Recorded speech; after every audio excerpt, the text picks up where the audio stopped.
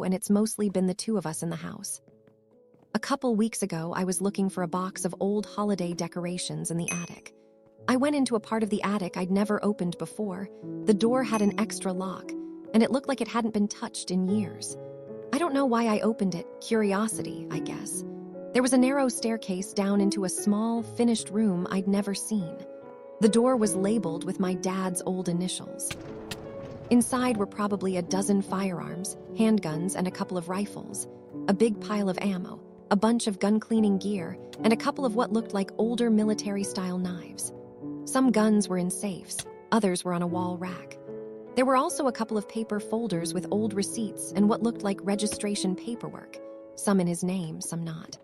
There were also boxes labeled for sale, and a list with names and amounts next to them. I backed out and closed the door, my heart hammering.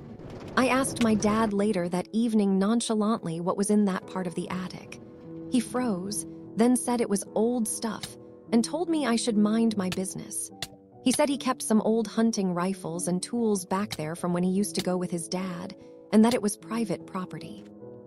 I didn't feel comfortable leaving it at that. I told him I'd seen the room. He admitted there were guns, but said they were all legally owned. He used them for a mix of hunting collecting, and he keeps everything locked. He said the list was people who had expressed interest in buying some older pieces, and he'd scribbled names down.